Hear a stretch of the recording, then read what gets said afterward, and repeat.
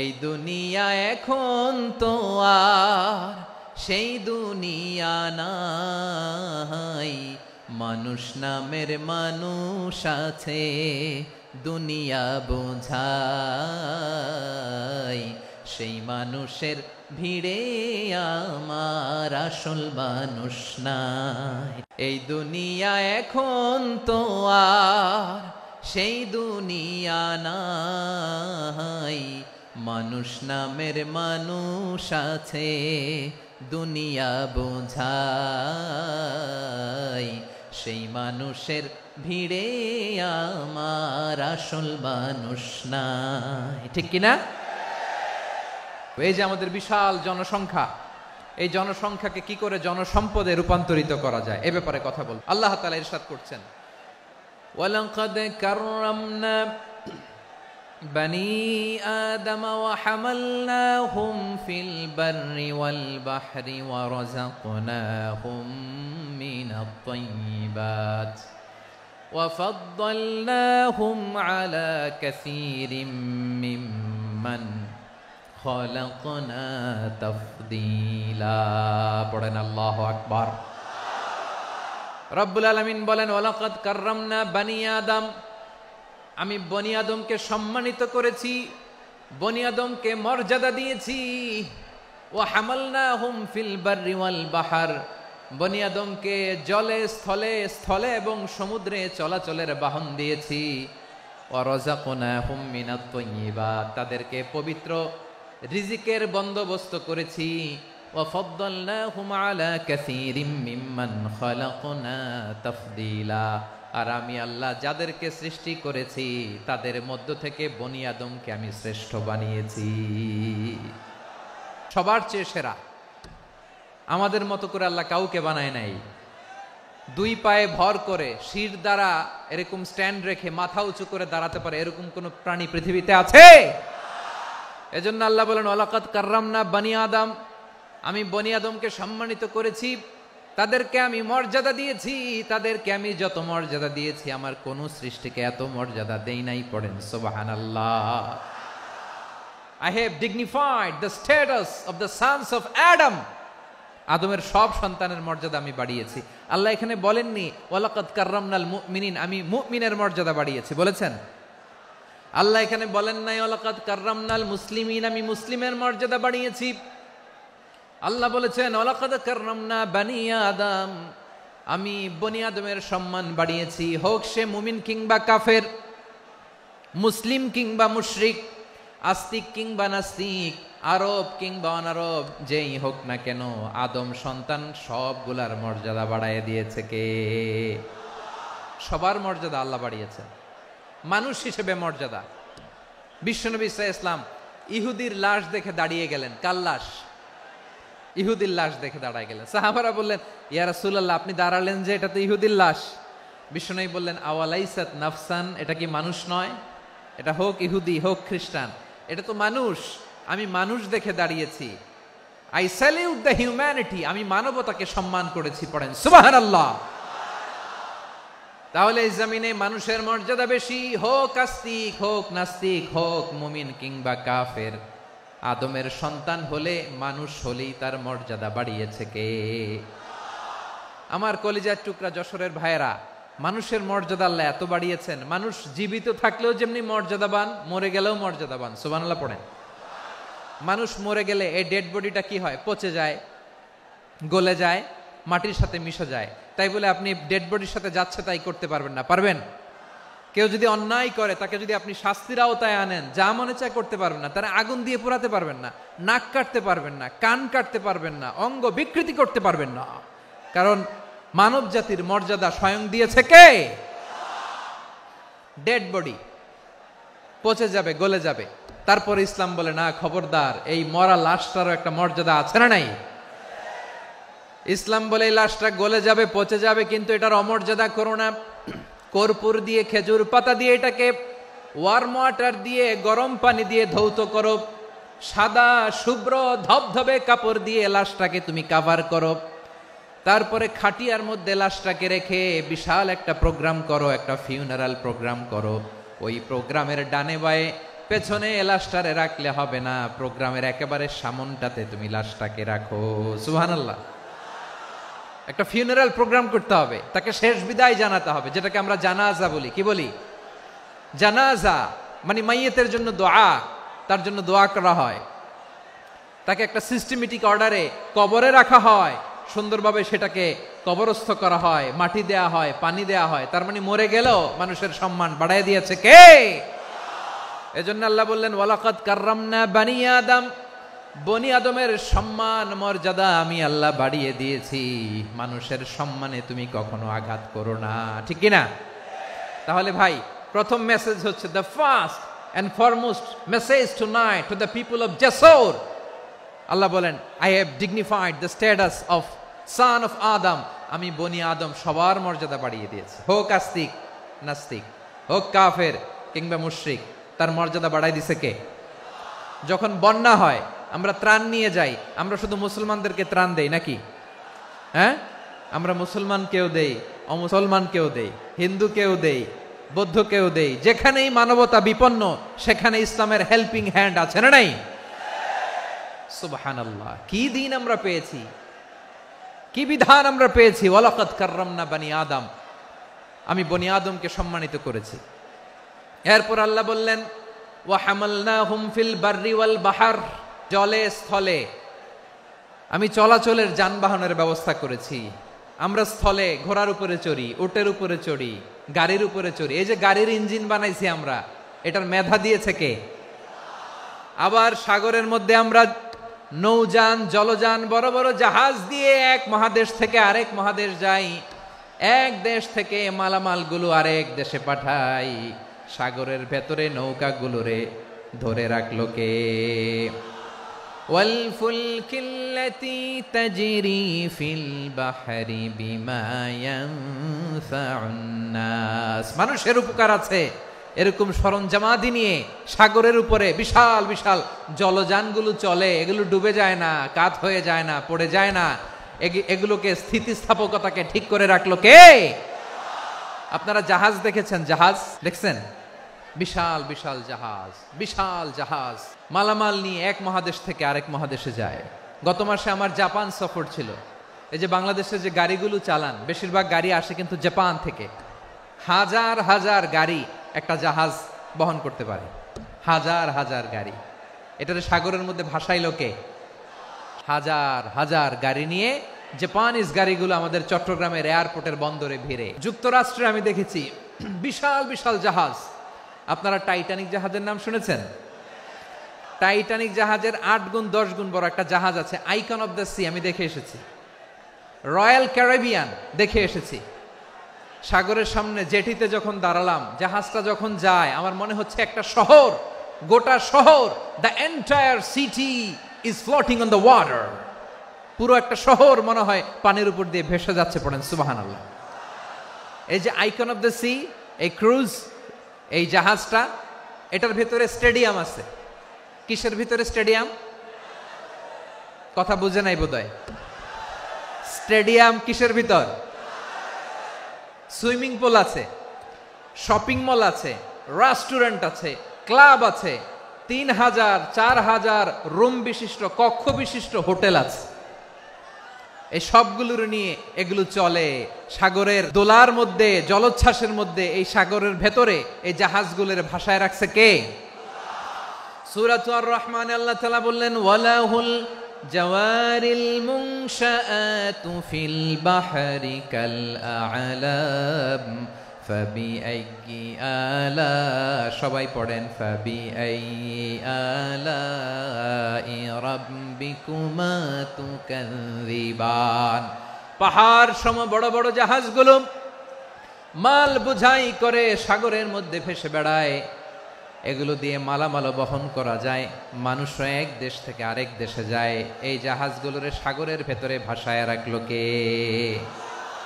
এই আয়াতের ভেতরে আল্লাহ তাআলা সূরাত বানী ইসরাঈলের এই চমৎকার আয়াতের ভেতরে আল্লাহ তাআলা বেসিক্যালি মানব জাতির প্রতি তার 4টি স্পেশাল অনুগ্রহের কথা বলেছেন। কয়টি? 2টা বলে ফেলছি। 1 নাম্বার ওয়ালাকাদ কাররামনা বানি আদম, আমি বনি আদমের সম্মান বাড়াইছি, নাকি মুসলমানদের? তাহলে human dignity, the first part of the verse talks about the human dignity. 2 নম্বর অংশ আল্লাহ তাআলা বললেন ওয়া হামালনাহুম ফিল বাররি ওয়াল বাহর, স্থলে এবং সমুদ্রে আমি তাদের জন্য চলাচলের বাহন দিয়েছি। সুবহানাল্লাহ।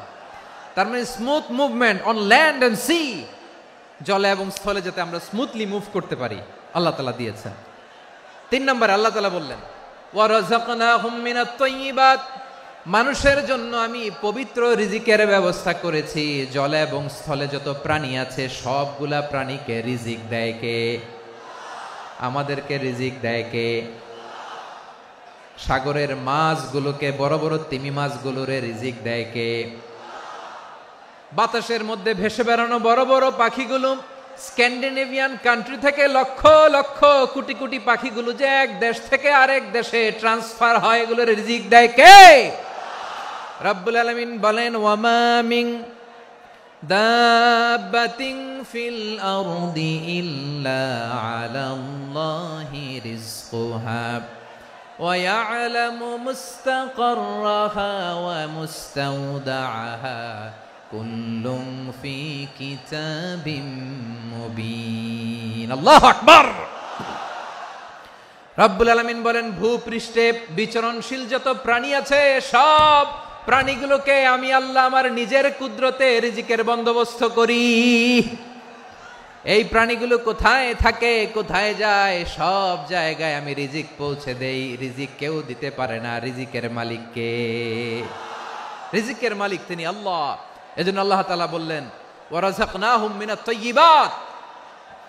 এরপর আল্লাহ বললেন ওয়া ফাদ্দালনাহুম আলা কাসীরিম মিম্মান খালাকনা তাফদীলা। আমি যত প্রাণী সৃষ্টি করেছি সকল প্রাণীর মধ্যে মানুষের মর্যাদা শ্রেষ্ঠত্ব আমি দিয়েছি। সুবহানাল্লাহ পড়েন। তাহলে 1 নম্বরে আল্লাহ বললেন আমি বনি আদমের মর্যাদা বাড়ালাম। এরপরে বললেন স্থলে এবং সমুদ্রে চলাচলের জন্য যানবাহন দিলাম। 3 নম্বরে আল্লাহ বললেন পবিত্র রিজিকের ব্যবস্থা করে দিলাম। এরপরে আল্লাহ বললেন যত প্রাণী আছে, সৃষ্টি আছে, সবগুলার উপরে আমি মানুষকে শ্রেষ্ঠত্ব দিলাম। সুবহানাল্লাহ। তাহলে সবচেয়ে বেশি শ্রেষ্ঠত্ব মানুষের। কার? মানুষের। শুধু তাই নয় প্রিয় ভাইরা, আকাশ এবং জমিনে যা কিছু আছে সবকিছু মানুষের জন্য, মানুষের কল্যাণে, মানুষের প্রয়োজনে, মানুষের বশীভূত করে সৃষ্টি করেছেন কে? রব্বুল আলামিন বলেন হুয়াল্লাযী খালাকা লাকুম মা ফিল আরদি জামিআ। এই জমিনের মধ্যে যা কিছু আমি আল্লাহ সৃষ্টি করেছি সব কিছু আমি মানুষের জন্য সৃষ্টি করেছি। পড়েন সুবহানাল্লাহ। হুয়াল্লাযী খালাকা লাকুম মা ফিল আরদি জামিআ, যা আছে সব আমাদের জন্য, সব আমাদেরকে সার্ভিস দেওয়ার জন্য, আমাদের উপকারের জন্য, আমাদের কল্যাণের জন্য। আওয়াজ করে সবাই পড়ুন আল্লাহু আকবার। অন্য আয়াতে আল্লাহ বললেন ওয়াসাখখারা লাকুম মা ফিস সামাওয়াতি ওয়া মা ফিল আরদি জামিআম মিন ইন্না ফি যালিকা লাআয়াতিন লিকাউমিন ইয়াতাফাক্কারুন। প্রথমে আয়াতে আল্লাহ বললেন জমিনে যা আছে সব তোমাদের কল্যাণে আমি সৃষ্টি করলাম। এরপরে আল্লাহ বললেন আকাশেও যা আছে সব তোমাদের জন্য সৃষ্টি করলাম, তোমাদের অনুগত বানায় দিলাম। পড়েন সুবহানাল্লাহ। মানুষের কি ব্রেইন দেখেন, মানুষ জমিন ছেড়ে আকাশে চলে যায়। পাখি দেখে মানুষের শখ হলো পাখি যেহেতু উঠতে পারে আমরাও পারবো। অরবিল রাইট, উইলবার রাইট, 2 ভাই মিলে আঁকাঝোঁকা করতে করতে করতে করতে প্লেন বানায় ফেললো। কোন সুবহানাল্লাহ। এখন পাখিও ওরে, আমরাও ওরি। এরপরেই মানুষের কৌতূহল থামে না এখানে। মানুষ চলে গিয়েছে চাঁদে। কোথায় গেছে? এখন কিন্তু চাঁদে জমি বিক্রি হয় জানেন। পৃথিবী নিয়ে মারামারি শেষ, রাশিয়া আমেরিকা এখন ধরছে চাঁদ আর মঙ্গল গ্রহ। এখন চাঁদে জমি বিক্রি হয়, মঙ্গলে জমি বিক্রি হয়। এই চাঁদ, মঙ্গল, বৃহস্পতি, শনি সব আল্লাহ তাআলা আমাদের জন্য বানিয়েছেন। সুবহানাল্লাহ পড়েন।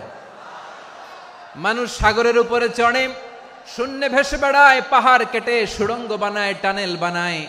মানুষ ব্রডব্যান্ডের লাইন নিয়ে যায় সাগরের ভেতর দিয়ে, এক দেশ থেকে আরেক দেশে, এক মহাদেশ থেকে আরেক মহাদেশে। সুবহানাল্লাহ পড়েন।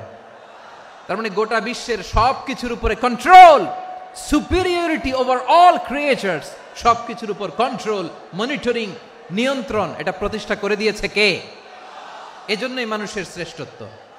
ওয়ালাকাদ কাররামনা বানি আদম, আমি বনি আদমের সম্মান বাড়িয়েছি, মর্যাদা আমি বাড়িয়ে দিয়েছি এ কারণে, কারণ মানুষ সবকিছুর উপর নিয়ন্ত্রণ নিতে পারে। মানুষকে নিয়ে এই কোরআনের সব আলোচনা, মানুষকে নিয়ে এই কোরআনের সব। তাই কোরআনের কেন্দ্রীয় আলোচ্য বিষয় হচ্ছে মানুষ। মানুষকে আল্লাহ স্বাধীনতা দিয়েছেন। ফামান শাআ ফালইউমিন ওয়া মান শাআ ফালইয়াকফুর। চাইলে মুমিন হতে পারো, চাইলে কাফের হতে পারো, তোমার ইচ্ছা। তবে জেনে রাখো, মুমিন হলে পাবা জান্নাত, কাফির হলে পাবা জাহান্নাম। নাও দ্য ডিসিশন ইজ ইয়ার্স। সিদ্ধান্ত তোমার, জান্নাতে যাবা না জাহান্নামে যাবা। মানুষকে আল্লাহ এত স্বাধীনতা দিয়েছেন, মানুষ চাইলে অনেক ভালো হইতে পারে। ভালোর রাস্তাও খোলা, খারাপ হওয়ার রাস্তাও খোলা। ভালো হইলে মানুষ অনেক ভালো, খারাপ হইলে অনেক খারাপ। ভালো হইলে সবচেয়ে ভালো, খারাপ হইলে সবচেয়ে খারাপ।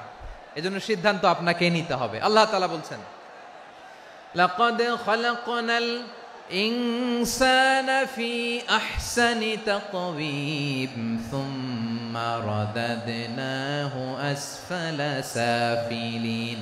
আমি মানুষকে অনেক সুন্দর অবয়বে, সুন্দর আকৃতিতে সৃষ্টি করেছি। তার শুধু চেহারার ডিজাইনটাই সুন্দর নয়, তার ব্রেনটা বড্ড সুন্দর, তার মানসিকতা বড্ড সুন্দর, তার সৃজনশীলতা বড্ড সুন্দর। পড়েন সুবহানাল্লাহ। আমাদের ব্রেনটা অনেক সফিস্টিকেটেড ব্রেন, অনেক সফিস্টিকেটেড। এই 1.5 কেজি ব্রেন ইউজ করে মানুষ গোটা বিশ্বে সভ্যতা বিনির্মাণ করেছে, ঠিক কিনা? এই ব্রেন আল্লাহ তাআলা আমাকে দিয়েছে। এটারে কাজে লাগালে, আপনার 6 সেন্স কাজে লাগালে আপনি অনন্য মানুষ হয়ে উঠবেন, মহামানবে রূপান্তরিত হবেন। মানুষ হতে পারে, চাইলেই মহামানব হতে পারে। আবার যদি মানুষ চায় খারাপও হতে পারে। আল্লাহ বললেন শুধু ভালোই না, ভালো হতে চাইলে অনেক ভালো তুমি হতে পারো, আবার খারাপ হতে চাইলে অনেক খারাপ তুমি হতে পারো। সুম্মা রাদাদনাহু আসফালা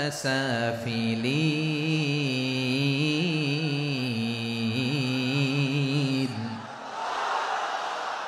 খারাপ হলে একেবারে খারাপ হতে পারো, নিকৃষ্ট হলে একেবারে নিকৃষ্ট হতে পারো, ভালো হলেও ভালো হতে পারো। মানুষ শ্রেষ্ঠত্বে ফেরেশতাকে ছাড়িয়ে যায়, আর অধপতনে সে পশুকেও হার মানায়। এটার প্রমাণ কি? মানুষ শ্রেষ্ঠ হইলে যে ফেরেশতার চেয়েও সেরা, তার প্রমাণ কি? আল্লাহ তাআলা বলছেন, ওয়া ইয কুলনা লিল মালাইকাতি ইসজুদু লি আদম ফাসাজাদু ইল্লা ইবলিস আবা ওয়াস্তাকবারা ওয়া কানা মিনাল কাফিরিন। আল্লাহ বলেন, স্মরণ করো সে সময়ের কথা যখন আমি ফেরেশতাদেরকে বললাম, ও ফেরেশতারা আদমকে সেজদা দাও। সব ফেরেশতারা সম্মান সূচক সেজদা আদমকে দিল। তারা আদমের জন্য সেজদায় লুটিয়ে পড়লো, একজন ছাড়া, তার নাম ইবলিস। আওয়াজ করে বলেন, তার নাম কি? সে অহংকার প্রদর্শন করলো, সে কাফের হয়ে গেল। বাকি সব ফেরেশতারা সেজদা দিল। সুবহানাল্লাহ। আবার আদম আলাইহিস সালামকে আল্লাহ জিজ্ঞেস করলেন, সব বলে দিল উত্তর, কিন্তু ফেরেশতাদেরকে একই প্রশ্ন জিজ্ঞেস করলেন, তারা উত্তর করতে পারে নাই। তার মানে এর মধ্য দিয়ে প্রমাণিত হয়, মানুষ ভালো হলে ফেরেশতার চেয়েও ভালো, ফেরেশতার চেয়েও মানুষের মর্যাদা বাড়িয়ে দিয়েছে কে? সব নূরের ফেরেশতা যখন মাটির আদমকে সেজদা দেয়, এটা প্রমাণ করে ফেরেশতার চেয়েও মানুষের মর্যাদা বাড়িয়ে দিয়েছে কে? তুমি মাটির আদমকে প্রথম সৃষ্টি করিয়া ঘোষণা করিয়া দিলে শ্রেষ্ঠ বলিয়া, তাই তো নূরের ফেরেশতা করে আদমকে সেজদা। ঠিক কিনা বলেন? তাই তো নূরের ফেরেশতা করে আদমকে সেজদা। সবার চেয়ে সম্মান দিলে মাটির আদমকে। আল্লাহু আল্লাহু তুমি জাল্লে জালালুহু, শেষ করা তো যায় না গে তোমার গুণগান। পড়েন না? পড়েন। আল্লাহু আল্লাহু তুমি জাল্লে জালালুহু, শেষ করা তো যায় না গে তোমার গুণগান। আল্লাহু আল্লাহু। আল্লাহু আকবার। আদমের মর্যাদা বেশি, মানুষের মর্যাদা বেশি, মানুষ শ্রেষ্ঠ তার প্রমাণ, নূরের ফেরেশতা মাটির আদমকে সেজদা করে আওয়াজ করে বলেন ঠিক কি না? তাহলে মানুষ ভালো হলে ফেরেশতার চেয়ে ভালো।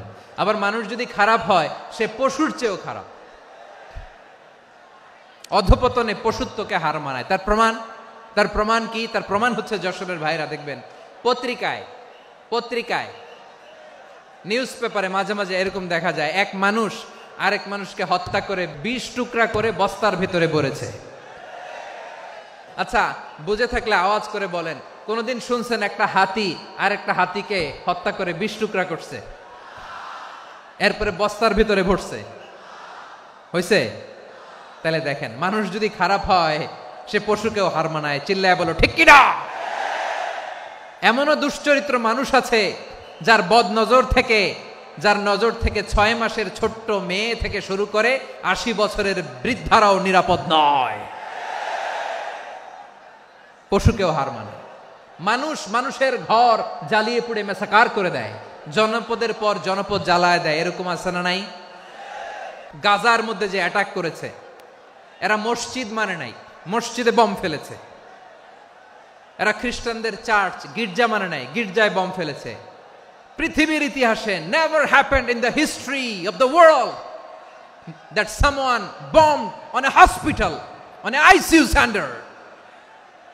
এমন হাসপাতাল যেখানে আইসিইউর রোগীরা আছে, ওই হাসপাতালের উপরও ইসরায়েলি সৈনিকেরা বোমা মেরেছে। জোরে বলেন ঠিক কিনা? এরা মানুষ? আওয়াজ করে বলেন, এরা মানুষ না। প্রিয় ভাইয়েরা, চোখ কান নাক মুখ থাকলেই মানুষ না। যা সামনে দেখেন এগুলো সব মানুষ না, এগুলো জনসংখ্যা। এগুলো কি? সবাই বলুন, এগুলো কি?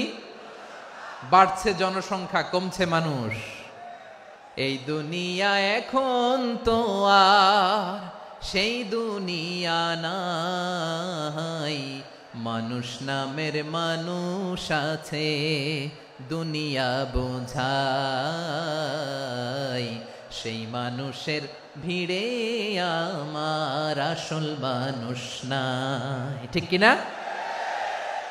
আসল মানুষের বড্ড অভাব, আসল মানুষের বড্ড অভাব। আমার ভাইয়েরা, মানুষ খারাপ হলে পশুকেও হার মানায়। আচ্ছা, আওয়াজ করে বলেন, যে ইসরায়েলি সোলজাররা উপর থেকে বোমা মারলো তারাও মানুষ? তারাও কি? ওরাও রক্তে মাংসে মানুষ, ওদেরও পরিবার আছে। বোমা মেরে যেই মেয়েটাকে তারা অনাথ বানায়, ইয়াতিম বানায়, ও কিন্তু বাসায় ওর মেয়েটাকে রেখে আসছে। ঠিক কিনা বলেন? বম্বিং করে যে বাবাকে মেরে, স্বামীকে মেরে স্ত্রীকে বিধবা বানায়, তারও ঘরে স্ত্রী আছে। উপর থেকে বম মেরে মানুষ মেরে দিচ্ছে, তারাও মানুষ।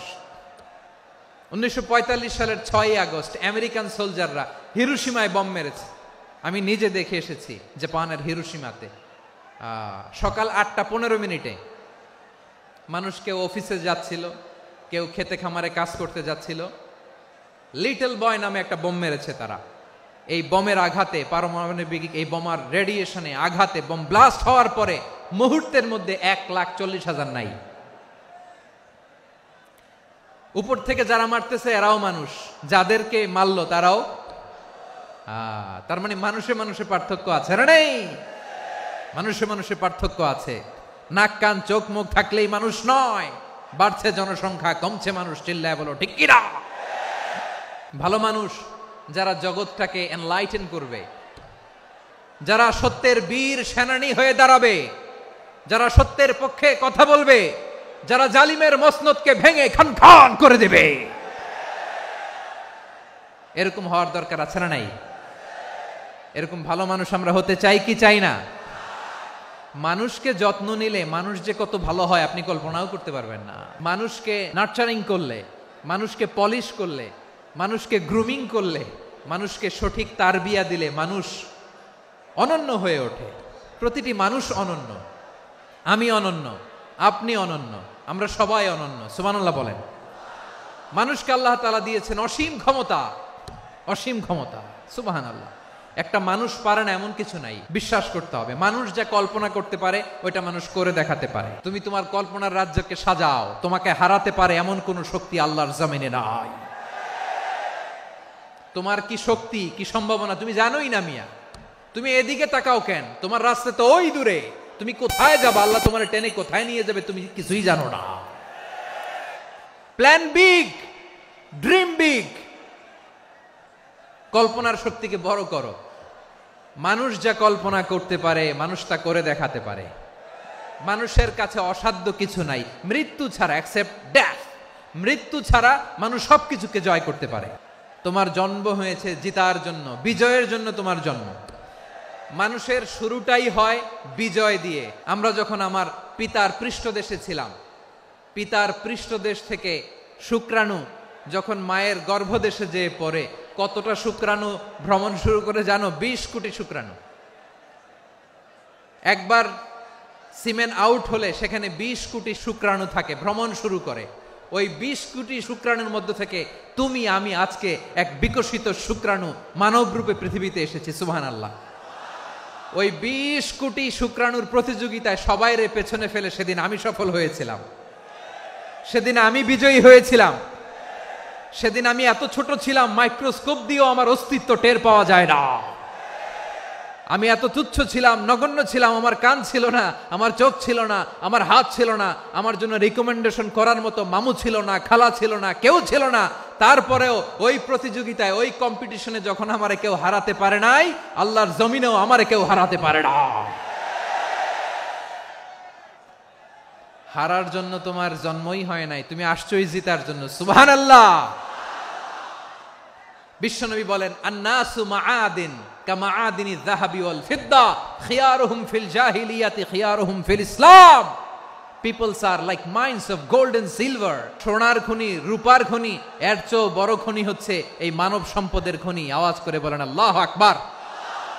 আল্লাহ তাআলা এই সম্পদ আমাদেরকে দিয়েছে। বিশ্বনবী বলেন, মানুষ হচ্ছে খনির মতো। খিয়ারুহুম ফিল জাহিলিয়াতি খিয়ারুহুম ফিল ইসলাম। জাহিলি যুগে যারা সেরা, ইসলামেও তারা সেরা। ইদা ফাকুহু, যদি তারা বুঝবান হয় তাহলে তাদেরকে সেরা বানায় দিবে কে? তাহলে মানুষের চেয়ে সেরা কেউ হতে পারে? মানুষের চেয়ে অনন্য কেউ হতে পারে? মানুষকে কেউ হারাতে পারে? আওয়াজ করে বলো, তোমাকে কেউ হারাতে পারবে? এই সাহস জাগছে আজকের আলোচনা থেকে। আমি তুমি অনন্য, আমাকে তোমাকে হারায়া দেওয়া এত সহজ না, ঠিক কিনা? একটা কথা জীবনের সাথে সেট করে নিতে হবে, আমি জিতি নয় শিখি, আমি কখনো হারি না। তাহলে বিশ্বনবী বললেন, নাসু মাআদিন, মানুষ হচ্ছে খনি, এই খনির যত্ন নিতে হবে। মা বাবা যারা এসেছেন, আপনার ছেলে মেয়ের যত্ন নেন। আপনার ছেলের মধ্যে যে কি পটেনশিয়াল আপনি জানেন না। আপনার এই ছোট্ট অবুজ ছেলেটাই আগামী দিনের শায়েখ আহমদুল্লাহ হবে।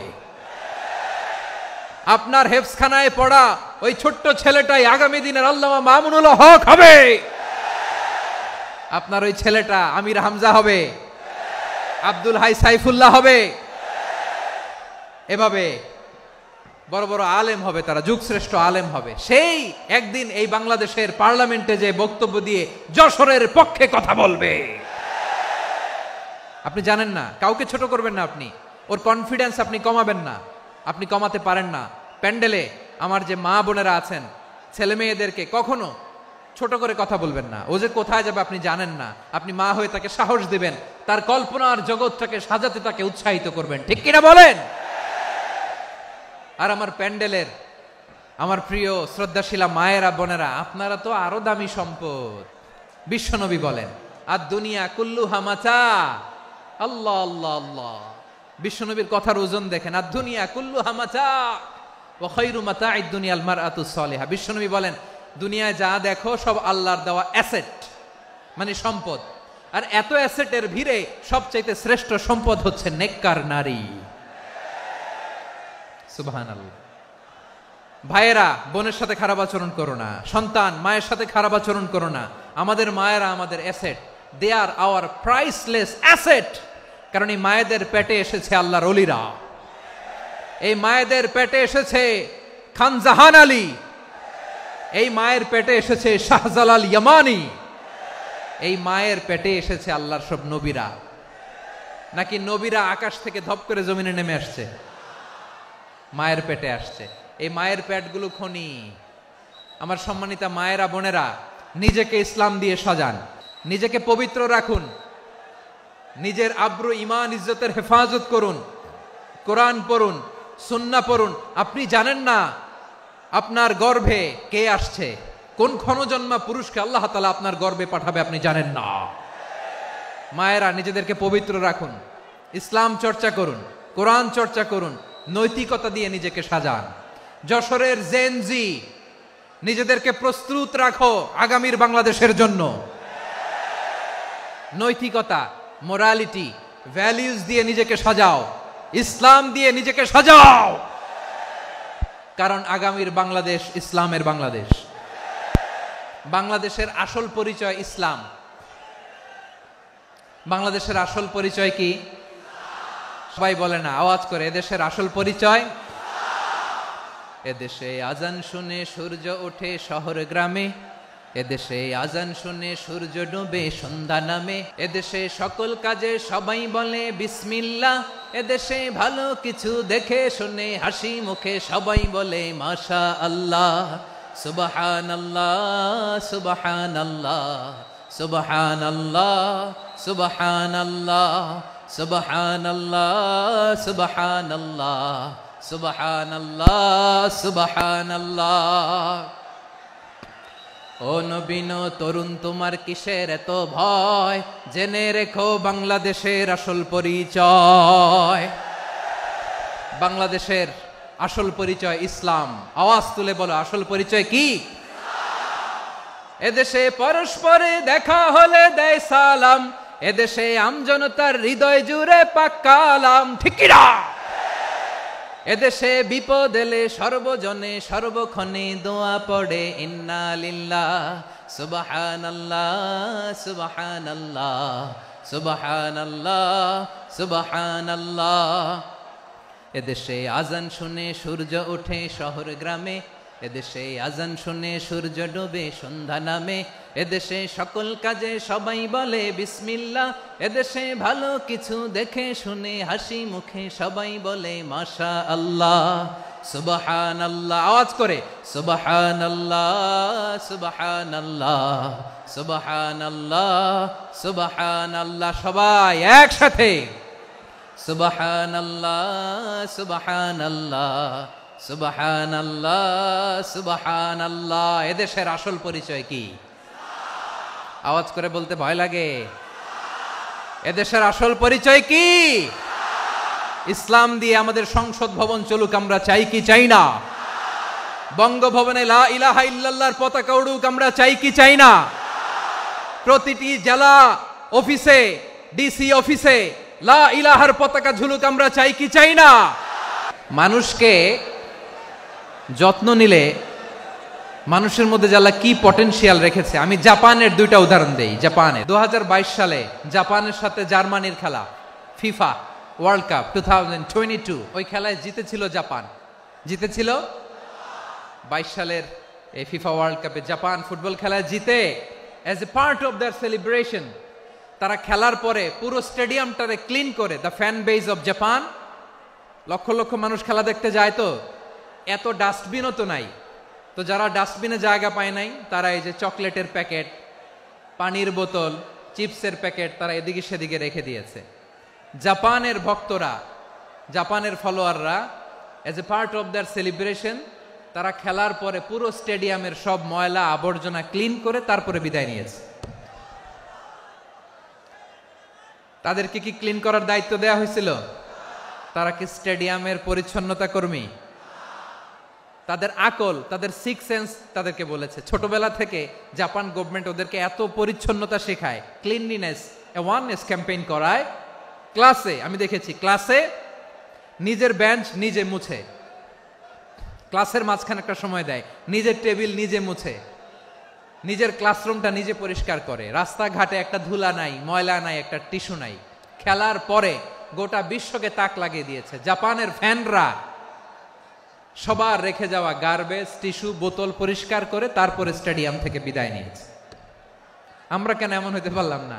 জাপানের যারা এগুলো করছে ওদের 3টা করে চোখ না? চোখ তো 3টা, জাপানো লাগো, জাপানো লাগো, হাত তো 4টা, কান তো 6টা, হ্যাঁ? নাকি আমার মতো 2 হাত 2 কানওয়ালা মানুষ? চোখে দেখলে ওটা মানুষ না। চিন্তা করছেন? তার মানে জাপানিজদেরকে যে গ্রুমিং করে শিখানোর মাধ্যমে পরিচ্ছন্ন বানানো গেছে, ওরা যেমনি মানুষ আমরাও মানুষ, আমাদের সন্তানদেরকে শেখালে তারাও পারবে কিনা? 2 নম্বর উদাহরণ বলি। চট্টগ্রাম ফেনীতে যারা গিয়েছেন, মেঘনা গোমতী ব্রিজ প্রকল্প নাম শুনছেন? মেঘনা একটা ব্রিজ পার হওয়া লাগে। এই মেঘনা গোমতী, এখানে 3টা ব্রিজ কাঁচপুর সহ, এই 3টা ব্রিজের নির্মাণ কাজ, রেনোভেশনের কাজ দেয়া হয়েছিল জাপানের একটা কোম্পানিকে। কাকে? জাপানের কোম্পানি। নির্মাণ শেষে 738 কোটি টাকা বেঁচে গেছিল, এটা গভর্নমেন্টের হাতে দিয়ে তারা বিদায় নিয়েছে। কত টাকা? 738 কোটি টাকা। যত প্রাক্কলিত ব্যয় নির্ধারণ করা হয়েছে সব টাকা সরকার, তৎকালীন সরকার 2019-এর সরকার, কারা ছিল তো জানেন? এই 2019-এর সরকার তাদেরকে দিয়েছে। তারা রিনোভেশন নির্মাণ শেষে 738 কোটি টাকা অতিরিক্ত বেঁচে গেছিল, এটা আবার গভর্নমেন্টের হাতে বুঝাই দিয়ে তারা বিদায় নিচ্ছে। আমরা কেন এমন হইতে পারলাম না? জাপানের ওরাও মানুষ, আমরাও মানুষ, তার মানে মানুষে মানুষে পার্থক্য আছে না নাই? আচ্ছা, জাপানের 2টা উদাহরণ দিলাম, এবার আমার দেশের 2টা উদাহরণ দিব না? বাংলাদেশের 2টা উদাহরণ দিই। 1 নম্বর উদাহরণ, গত সপ্তাহে আপনারা জানেন কক্সবাজার আমার একটা প্রোগ্রাম ছিল, তো হেলিকপ্টারে গিয়েছিলাম। ফেনী জেলা যখন পার হচ্ছি, আমি দেখলাম 3টা উইন্ডমিল চিনেন তো? বিশাল পিলার, 3টা-4টা পাখা থাকে। বায়ু বিদ্যুৎ কেন্দ্র, বাংলাদেশের প্রথম বায়ু বিদ্যুৎ কেন্দ্র এটা। মুহুরী প্রজেক্ট বলে এটার, সম্ভবত মুহুরী প্রজেক্ট। তো সাগরের বাতাসের ঝাপটায় এটা ঘুরে এনার্জি হয়, ইলেকট্রিসিটি উৎপাদন হয়। তো আমি পাইলটকে বললাম, ভাই এগুলো থেকে কেমন ইলেকট্রিসিটি উৎপাদন হয়? কয়, হুজুর একটুও হয় না, কিছুই হয় না। কিছুই হয় না মানে? বলে, হুজুর বাংলাদেশে যত উইন্ডমিল আছে এটার পাখা একটাও ঘুরে না। আল্লাহ, বলেন কি? তাহলে এই যে কোটি কোটি টাকা ব্যয় করে যে উইন্ডমিল, কয় হুজুর উপরে ফিটফাট, ভিতরে সদরঘাট। তার মানে কোটি কোটি টাকা দিয়ে এই উইন্ডমিল বানায়, এখানে কিছু নাই। দুর্নীতির আড্ডাখানা, আখড়াখানা বাংলাদেশ, ঠিক কিনা বলেন? হায় রে, জাপানিজরাও মানুষ, আমরাও মানুষ। আমার এক নিকটাত্মীয় সরকারি চাকরিজীবী, উনি আমাকে বললেন, বাংলাদেশের আর একটা উদাহরণ দেখি। উনি আমাকে বললেন যে প্রতি বছর আমাদের অফিসের ফার্নিচার চেঞ্জ করে। আমি বললাম, প্রতি বছর ফার্নিচার চেঞ্জ করে কেন? বলে যে ফার্নিচার নতুন পারচেজ করলেই তো ওইখানে টাকা, নতুন কিনতে পারলেই টাকা, নতুন উন্নয়নের সবক শোনাতে পারলেই টাকা। প্রথম আলোর রিপোর্ট, কি আলো? প্রথম আলোর রিপোর্ট, গত 15 বছরে উন্নয়নের নামে লুটপাট হয়েছে প্রায় 3.25 লাখ কোটি টাকা। কার রিপোর্ট? আমাদের বানানো কথা। প্রথম আলোর রিপোর্ট। গত 15 বছরে কারা ছিল জানেন তো? হ্যাঁ, শুধু ওনাদেরকেই দোষ দিয়ে লাভ নাই। স্বাধীনতার পর থেকে শুধু শাসকের হাত বদল হয়েছে, আমরা কিছু পাই নাই, ঠিক কিনা বলেন? আমরা এরকম চাই না। তাহলে জাপানের মানুষও মানুষ, আমরাও মানুষ। সিদ্ধান্ত আপনার, কোন মানুষ হবেন, ভালো মানুষ না খারাপ মানুষ? আজকের আলোচনার বিষয় হচ্ছে মানব সম্পদের উন্নয়ন, human resource development. It's a process to increase the capacity of knowledge, skill, capacity of the people of a country. একটা দেশের মানুষের জ্ঞান, তাদের দক্ষতা কি করে বাড়ানো যায়, বাড়িয়ে দেশের উন্নয়ন করানো যায়, এটাই হচ্ছে মানব সম্পদ উন্নয়নের মূল কথা। তাহলে মানব সম্পদ হচ্ছে একটা দেশের সবচাইতে শক্তিশালী পুঁজি। প্রাকৃতিক সম্পদ, খনিজ সম্পদের চেয়েও দামি হচ্ছে মানব সম্পদ। আল্লাহ তাআলা দয়া করে আমাদেরকে এই মানব সম্পদ দিয়েছেন। আসুন আমাদের এই মানুষগুলোকে আমরা সোনার মানুষ বানাই। রাজি আছেন তো সবাই? রাজি আছেন?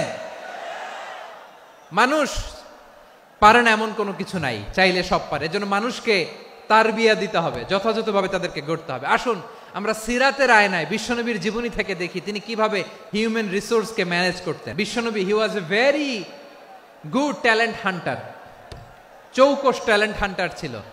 কার মধ্যে কি ট্যালেন্ট আছে দেখলেই বুঝে ফেলতেন। সুবহানাল্লাহ পড়বেন না? কি নবী আমরা পেয়েছি! He was a very good talent hunter. আমার নবী তিনি চৌকস ট্যালেন্ট হান্টার ছিলেন। কার মধ্যে কি প্রতিভা বের করতেন, ওই প্রতিভাকে ইসলামের কল্যাণে কাজে লাগাতেন। যাকে যেই জায়গায় সেট করলে ভালো হবে তাকে ওই জায়গায় সেট করতেন। কয়েকজন সাহাবীর জীবনী শোনাই। আবু মাহজুরা রাদিয়াল্লাহু তাআলা আনহু, মক্কার মুয়াজ্জিন, আগে ছিল মুশরিক, পরে হয়েছে মুমিন। উনি কিভাবে মুমিন হইলেন এই ঘটনাটা একটু আপনাদের শোনাতে চাই। আবু মাহজুরা রাদিয়াল্লাহু তাআলা আনহু কিভাবে মুসলিম হলেন, আওয়াজ করে শুনেন। হুনাইনের যুদ্ধ, 8ম হিজরি, বিষ্ণু ঈসা ইসলাম হুনাইনের যুদ্ধ শেষে ফিরতেছেন। পথিমধ্যে বেলাল রাদিয়াল্লাহু তাআলা আনহু আজান দিচ্ছেন। কি দিচ্ছেন? তো পাশে ছিল মুশরিকদের একটা পল্লী, কিছু মুশরিক তরুণ, কিছু অমুসলিম কিশোর, তারা আজানকে ব্যঙ্গ করতেছে। আমাদের বাংলায় মুখ ভেঙ্গানো বলে আর কি। বেলাল রাদিয়াল্লাহু তাআলা আনহু আজান দিচ্ছেন, ওই বাচ্চাগুলো মুশরিক, তো ওরা আজানকে ব্যঙ্গ করতেছে, বিকৃতি করে ওরাও আজান দিচ্ছে। উদ্দেশ্য হচ্ছে আজানকে নিয়ে ঠাট্টা করা। উদ্দেশ্য কি? ঠাট্টা করা। ব্যাপারটা মনে কষ্ট পাওয়ার মতো ব্যাপার না? কিন্তু বিশ্বনবী ওইখানে দেখেন কি খুঁজলেন। বিশ্বনবী খেয়াল করলেন অমুসলিম কিশোরদের মধ্য থেকে একটা কিশোরের গলাটা বড় দরাজ গলা, কণ্ঠটা বড় সুন্দর। খেয়াল করে দেখলেন যে কিছু কিশোর বেলালের আজানকে ব্যঙ্গ করে, বিকৃতি করে, কিন্তু একজনের কণ্ঠ দেখতে পাচ্ছেন না এত দূরে, কিন্তু কণ্ঠটা বড় সুন্দর, দরাজ গলা। বিশ্বনবী সাহাবীদেরকে বললেন, ধরো এগুলারে, ধরো। সবগুলারে ধরে বিশ্বনবীর সামনে আনা হলো। ওরা হাঁটু গেড়ে বসলো। বিশ্বনবী বললেন, তোমাদের মধ্যে কে যেন ব্যঙ্গ করে আজান দিচ্ছিল, তার গলাটা বড় উঁচু, গলার বেসটা বড় মজবুত, মেলোডিয়াস, সুমধুর কণ্ঠ। কে? আবু মাহজুরা বলে, আমার বন্ধুরা সবাই আমার দিকে আঙ্গুল দেখায়, আমি পড়ে গেছি বিপদে। রাসূল সাল্লাল্লাহু আলাইহি ওয়াসাল্লাম বাকি অমুসলিম তরুণদেরকে ছেড়ে দিলেন, বললেন তোমরা যাও। এবার আবু মাহজুরারে পাইছে। আবু মাহজুরার চুলের মধ্যে হাত দিলেন বিশ্বনবী, মাথায় হাত দিয়ে বললেন, এবার আজান দাও দেখি। আবু মাহজুরা বলে, আমি তো আজান দিতে জানি না, কারণ আমি তো বেলালেরটা শুইনা দিছি, আমার তো মুখস্থ নাই, আমি তো আজান দিতে জানি না। বিষ্ণু বললেন, জানো না? তাহলে আসো, আমি তোমারে শিখাই দেই। সুবহানাল্লাহ পড়েন। আবু মাহজুরা হাঁটু গেড়ে বসে, বিশ্বনবীর মোবারক হাত আবু মাহজুরার চুলের মধ্যে। বিশ্বনবী আজানের মুআল্লিম আবু মাহজুরাকে বলতেছে, ঠিক আছে তোমারে শিখাই দিচ্ছি, আমি যা যা বলবো আমার সাথে সাথে বলো, পারবা? আবু মাহজুরা বলে, পারবো। বিশ্বনবী আজান দিচ্ছেন মাথায় হাত দিয়ে, আল্লাহু আকবার,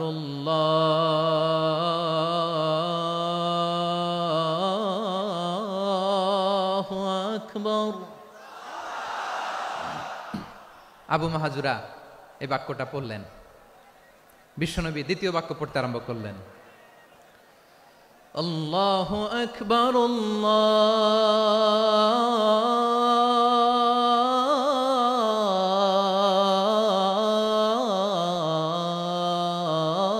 আল্লাহু আকবার। আবু মাহজুরা এই বাক্যটা বললেন। বিশ্বনবী আবু মাহজুরার মাথার মধ্যে হাত দিয়ে তৃতীয় বাক্য পড়লেন, আশহাদু আল্লা ইলাহা ইল্লাল্লাহ,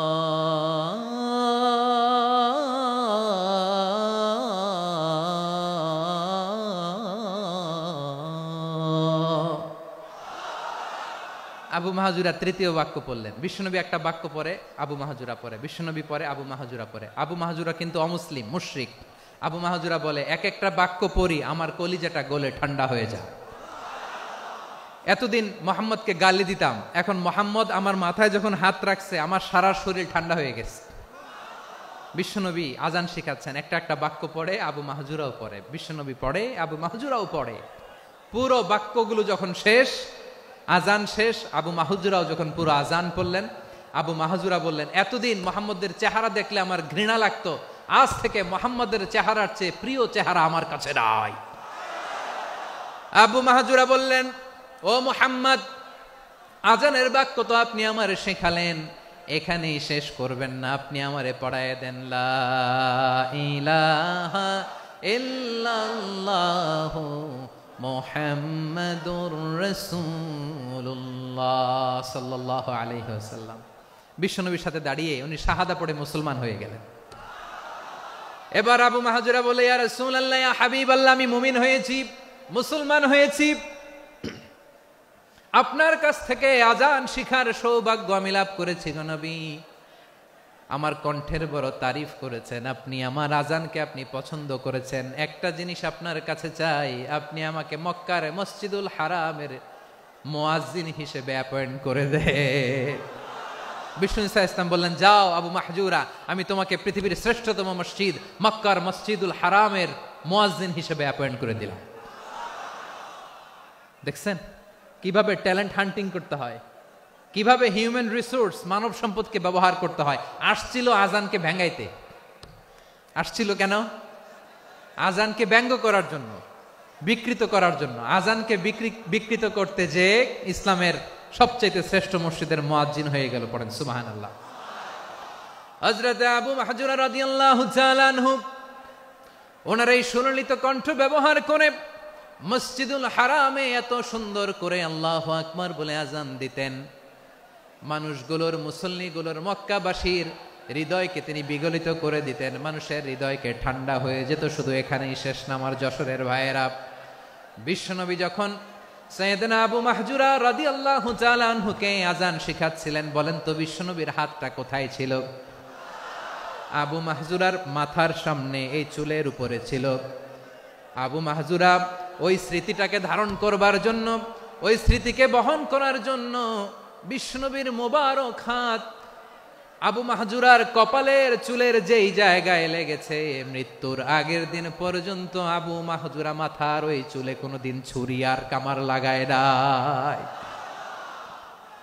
সেখানে কেচি লাগায় নাই, চুলের মধ্যে খুর লাগায় নাই।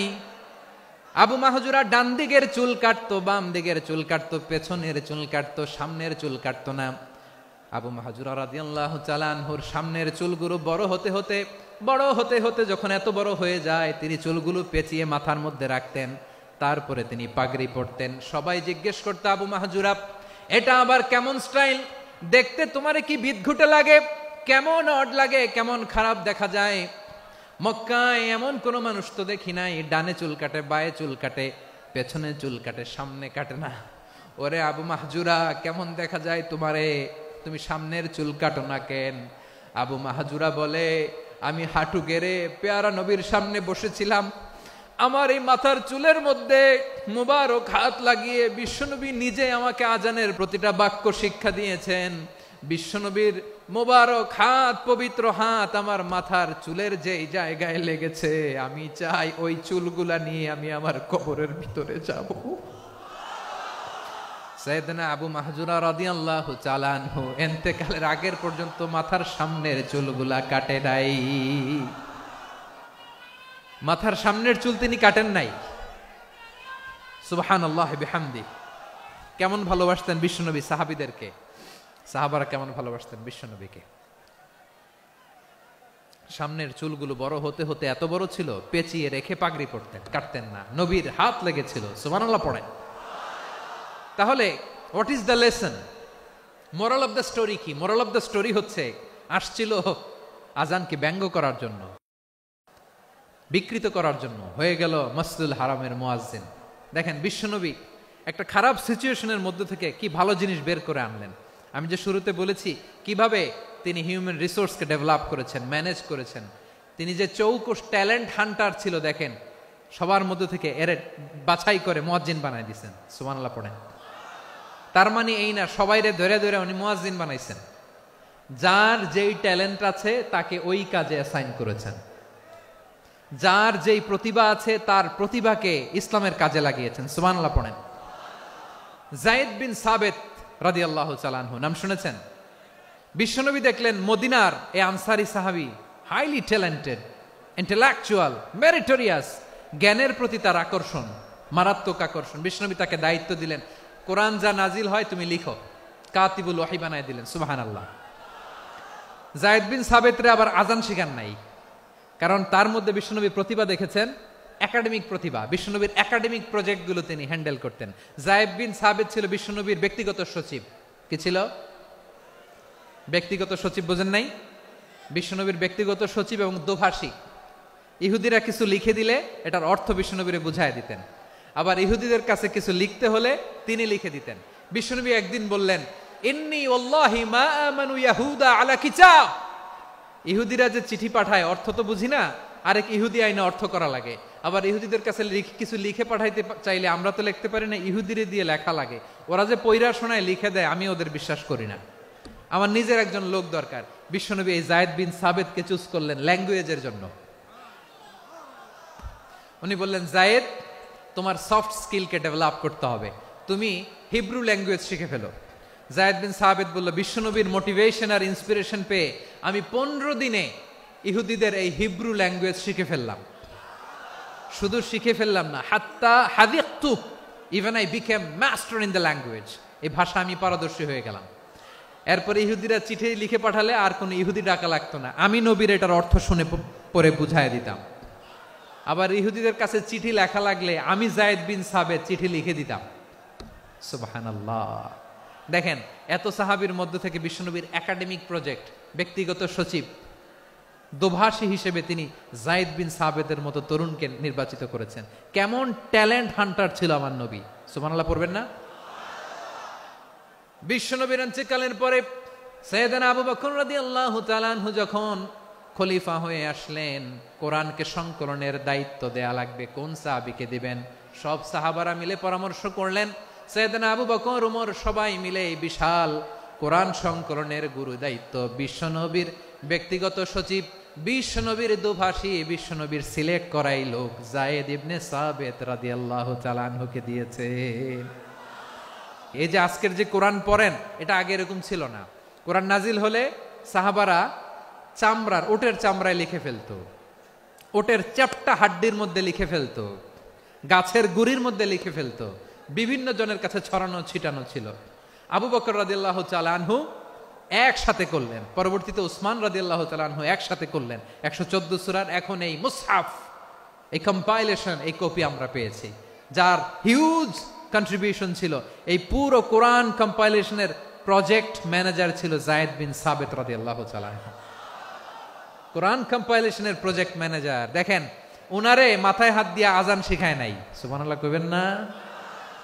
তাহলে প্রথম সাহাবী আবু মাহজুরাকে মুয়াজ্জিন বানাইলেন, যায়েদ বিন সাবেতকে ব্যক্তিগত সচিব আর দোভাষী বানালেন, মুসআব ইবনে উমাইর রাদিয়াল্লাহু তাআলা আনহুকে ইসলামের প্রথম অ্যাম্বাসেডর বানালেন। কি নাম? He was the first ambassador in Islam. ইসলামের প্রথম ডিপ্লোম্যাট, ইসলামের প্রথম কূটনৈতিক মুসআব ইবনে উমাইর, মক্কার তরুণ যুবক। উনি পারফিউম লাগাইলে মানুষ দেখলেই বুঝতো এটা মুসআব লাগাইছে। এমন স্মার্ট, ড্যাশিং ফেস, এমন পার্সোনালিটির মানুষ ছিল মুসআব রাদিয়াল্লাহু তাআলা আনহু। কারণ যিনি ইসলামের স্পোকম্যান হবেন, মুখপাত্র হবেন, তার স্মার্ট হওয়ার দরকার আছে না নাই? আকাবার প্রথম শপথ যখন হলো, তাদের সাথে বিষ্ণু ঈসা ইসলাম মদিনাতে একজন মুখপাত্র পাঠালেন, ডিপ্লোম্যাটকে পাঠালেন, অ্যাম্বাসেডর অফ ইসলাম। তিনি হচ্ছেন মুসআব ইবনে উমাইর। পড়েন সুবহানাল্লাহ। জুমার বিধান নাজিল হয়েছে, কিন্তু মক্কায় পরিবেশ নাই জুমা পালনের। বিষ্ণু ঈসা ইসলাম একজনকে দিয়ে খবর পাঠালেন, যাও মদিনায় মুসাবকে যে বলো, মুসাব তো আমার শিক্ষক, আমার স্পোকম্যান, মদিনাতে যেন তারা জুমা কায়েম করে।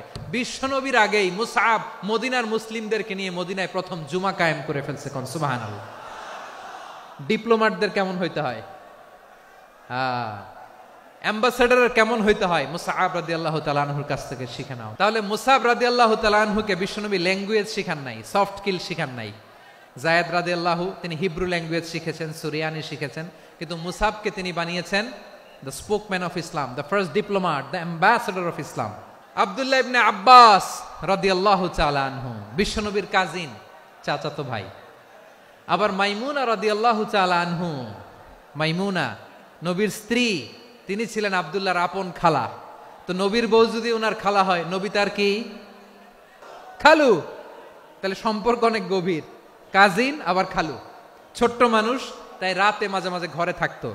বিশ্বনবী দেখলেন আব্দুল্লাহ যেহেতু আমার ঘরে ঢুকতে পারে, আব্দুল্লাহরে এই উম্মতের বড় শিক্ষাবিদ বানাইতে হবে। তাই আব্দুল্লাহ ইবনে আব্বাসকে বিশ্বনবী হাতে কলমে শিক্ষা দিয়েছেন। তো বিশ্বনবী রাতে যখন তাহাজ্জুদ পড়তেন, ছোট্ট আব্দুল্লাহ ঘরে থাকতো। বুঝতে পেরেছেন? ছোট্ট মানুষ তো ঘরে থাকতো। তো বিশ্বনবী তাহাজ্জুদের জন্য একবার দাঁড়িয়েছেন, ছোট্ট আব্দুল্লাহ ওযু করে দাঁড়াইছে। আচ্ছা বলেন তো, ইমাম আর মুসল্লি মোট যদি দুইজন হয়, একজন ইমাম একজন মুসল্লি, তো মুসল্লি ইমামের কোন দিকে দাঁড়াবে? ডানে দাঁড়াবে। ছোট্ট আব্দুল্লাহ বোঝে নাই, বিশ্বনবী তাহাজ্জুদ শুরু করেছেন, উনি একতেদা করছেন আর দাঁড়াইছেন বায়ে। কোথায় দাঁড়িয়েছেন? আব্দুল্লাহ বলেন, যখন আমি বায়ে দাঁড়ালাম, আখাযা রাসূলুল্লাহ সাল্লাল্লাহু আলাইহি ওয়াসাল্লাম উযুনি আল ইউমনা ইয়াফতিলুহা, বিশ্বনবী নামাজরত অবস্থায় আমার কান ধরে টেনে আমার ডান দিকে এনে দাঁড় করায় দিলেন। পড়েন সুবহানাল্লাহ। দেখেন, হাতে কলমে শিক্ষা। আর জীবনে ভুল হবে? কথা কয় না, আর ভুল হবে? আর ভুল হবে না। এভাবে বিশ্বনবীর অনেক সঙ্গ পেয়েছেন, সফর করেছেন, একই বাহনে বসেছেন, এক বাহনে বসে লম্বা নাসিহত করেছেন। আব্দুল্লাহ, চাইতে হলে আল্লাহর কাছে চাও, সাহায্য চাইতে হলে আল্লাহর কাছে সাহায্য চাও। মনে রাখো, গোটা বিশ্বের সবাই যদি তোমার সাহায্য করতে চায়, ততটুকুই করতে পারবে যতটুকু আল্লাহ তোমার নসিবে রেখেছে। গোটা বিশ্ব যদি তোমার বিরুদ্ধে ষড়যন্ত্রে দাঁড়িয়ে যায়, ক্ষতি ততটুকু করতে পারবে যতটুকু তোমার জন্য বরাদ্দ আছে। এর বাইরে কিছু করতে পারবে না। আওয়াজ করে বলেন ঠিক কিনা? এভাবে হাতে কলমে শিখিয়েছেন, বিশ্বনবীর সঙ্গ পেয়েছেন। উনাকে বিষ্ণু ইসা ইসলাম শিক্ষাবিদ, এডুকেটর অফ দিস উম্মাহ হিসেবে সিলেক্ট করেছেন, হাতে কলমে শিখিয়েছেন। বিশ্বনবী একবার প্রকৃতির ডাকে সাড়া দিয়ে এসেছেন। এখন কি করতে হবে? নামাজের জন্য অজু করতে হবে। বিশ্বনবী এসেই দেখেন অজুর বদনায় পানি ভরা, খুশি হয়ে গেলেন, বললেন কে রেখেছে পানি? একজন বলল আব্দুল্লাহ রেখেছে। বিশ্বনবী অত্যন্ত খুশি হলেন, খুশি হয়ে একটা দোয়া করলেন, বললেন আল্লাহুম্মা ফাক্কিহু ফিদ্দীন ওয়া আল্লিমহু তা'ওয়ীল, আল্লাহ তুমি আব্দুল্লাহকে দ্বীনের বুঝ দিও আর কোরআনের তাফসীর শিক্ষা দিও। বিশ্বনবীর এই দোয়া এমন লাগছে, উনি রাইসুল মুফাসসিরিন, এই পৃথিবীতে যত মুফাসসির ছিল, যত মুফাসসির আসবে, সকল মুফাসসিরের সম্রাট হিসেবে স্বীকৃত হয়েছেন। আব্দুল্লাহ ইবনে আব্বাস, বিশ্বনবী ওনারে আজান শিখান নাই, বিশ্বনবী ওনারে ল্যাঙ্গুয়েজ শিখান নাই, বিশ্বনবী ওনারে অ্যাম্বাসেডর বানান নাই, হাতে কলমে শিক্ষা দিয়েছেন। ছোট্ট মানুষ, বিশ্বনবী ইন্তেকাল করলেন, আবু বকরের সময় গেল, ওমরে ফারুকের খেলাফত, তখনও তিনি তরুণ। ওমরে ফারুক রাদিয়াল্লাহু তাআলা আনহু ওনার ক্যাবিনেট মিনিস্ট্রির বৈঠকে এ আব্দুল্লাহ ইবনে আব্বাসকে পাশ দিয়ে বসায় রাখতেন। বয়স্ক সাহাবারা এটা পছন্দ করতো না, তারা বলতো ঘটনা কি, আব্দুল্লাহর মতো ছেলে নাতি আমাদের আছে, এরা কেন রাখে ওমরে ফারুক? ওমরে ফারুক এটা টের পেলেন, তিনি বুঝতে পারলেন যে ক্যাবিনেট মেম্বাররা এটা পছন্দ করে না, ছোট্ট আব্দুল্লাহরা কেন রাখি, কেন যে রাখি এটা একদিন বুঝাবো। একদিন মিটিং এ তিনি সবাইকে বললেন, ইদা জাআ নাসরুল্লাহি ওয়াল ফাতহ, এই আয়াত দ্বারা উদ্দেশ্য কি বলেন তো মুরব্বী সাহাবীরা? এক সাহাবী বলেন, এই সূরা দ্বারা উদ্দেশ্য, আল্লাহ বলেছেন আমাদেরকে বিভিন্ন ল্যান্ড, বিভিন্ন এলাকা বিজয় করতে হবে। ওমরে ফারুক বললেন না, হয়নি। আরেকজন বললেন, বিজয় হওয়ার পর আমাদের বেশি বেশি আল্লাহর বরত্বের ঘোষণা দিতে হবে, এটা উদ্দেশ্য। ওমরে ফারুক বললেন না, হয় নাই। যারা জিজ্ঞেস করেন কেউ পারে না। সব শেষে বিশ্বনবী ছোট্ট আব্দুল্লাহরে বলেন, আব্দুল্লাহ, ইদা জাআ নাসরুল্লাহি ওয়াল ফাতহ এর দ্বারা উদ্দেশ্য কি বলো তো? ছোট্ট আব্দুল্লাহ বলেন, হুয়া আজালু রাসূলিল্লাহ, এই আয়াত দ্বারা বিশ্বনবীর বিদায়কে উদ্দেশ্য নেওয়া হয়েছে। ওমরে ফারুক বললেন, হাযা হুয়া, এটাই তো সঠিক উত্তর, এটাই সঠিক তাফসীর এই আয়াতের। কারণ ইদা জাআ নাসরুল্লাহি ওয়াল ফাতহ, যখন আল্লাহর সাহায্য আর বিজয় আসবে, ওয়া রাআইতান নাসা ইয়াদখুলুনা ফি দীনিল্লাহি আফওয়াজা, আপনি দেখবেন দলে দলে, ঢলে ঢলে, বানের পানির মতো মানুষ ইসলামের দিকে ঢুকতেছে, ইসলামের বিজয় হয়েছে। তো ইসলামের বিজয়ের মিশন নিয়ে নবী আসছে, বিজয়ী যখন হয়ে গেছে, এখন তো নবীর বিদায় হবে। কোন সাহাবী এই সূক্ষ্ম কথাটা ধরতে পারে নাই, ওই আব্দুল্লাহ ছাড়া। আব্দুল্লাহ যখন উত্তর দিছে, সব সাহাবীদের টনক নড়েছে। এরপর থেকে কোনো ক্যাবিনেট মিটিং এ আর কোনো সাহাবারা কোনো প্রশ্ন করে নাই। আওয়াজ করে পড়েন সুবহানাল্লাহ। বিশ্বনবী আব্দুল্লাহ ইবনে আব্বাসকে দ্য এডুকেটর অফ দ্য উম্মাহ, উম্মার শিক্ষাবিদ হিসেবে গ্রহণ করেছেন। আওয়াজ করে পড়তে হবে আল্লাহু আকবার।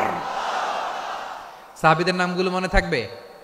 এক নম্বরে আবু মাহজুরা, মুয়াজ্জিন বানাইছেন। যায়েদ ইবনে সাবিত, দোভাষী, ট্রান্সলেটর অফ প্রফেট, এবং তিনি ছিলেন বিশ্বনবীর ব্যক্তিগত সচিব। মুসআব ইবনে উমাইর, the first ambassador and diplomat of ইসলাম।